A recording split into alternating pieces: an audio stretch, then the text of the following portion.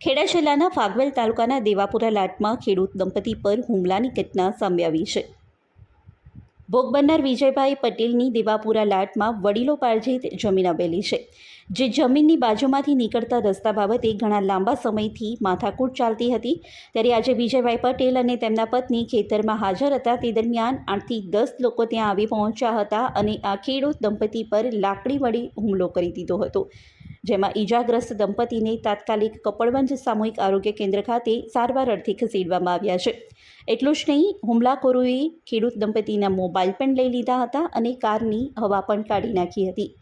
સમગ્ર મામલે હાલ દંપતી દ્વારા કપડવંજ રૂરલ પોલીસ મથકમાં આગળની કાર્યવાહી હાથ ધરવામાં આવી છે. હું પટેલ વિજયભાઈ ચંદુભાઈ, રહેવાસી દેવપુરા ગામ, અને અમારી ચીકલોલ ગ્રામ પંચાયતમાં જમીન આવેલી છે.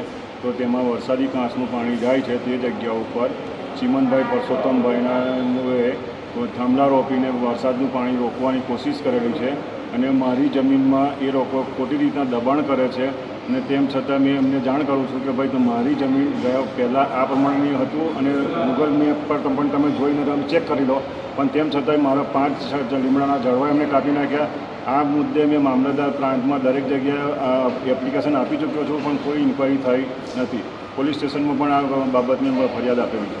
આજે હું મારા ખેતરમાં ગઈકાલે જે મારી બોર્ડર હતી એ પ્રમાણે મેં બારો હટાવી દીધો, તો એ લોકોએ મને કાલે મારવાની ધમકી આપી હતી. અને આજે હું જોવા ગયો તો એ લોકોએ હારી લીટો પાડીને થાંભલો રોપી દીધો. મેં એક થાંભલો તોડ્યો તો પેલા ભાઈઓ આવીને મારી પર ચીમનભાઈ પરસોત્તમ અને એનો છોકરો અને એને નોક કરો જે કામ કરે છે, એકદમ લાકડીઓ લઈને હુમલો કર્યો અને વાળ પકડીને મને માર્યો બરાબર.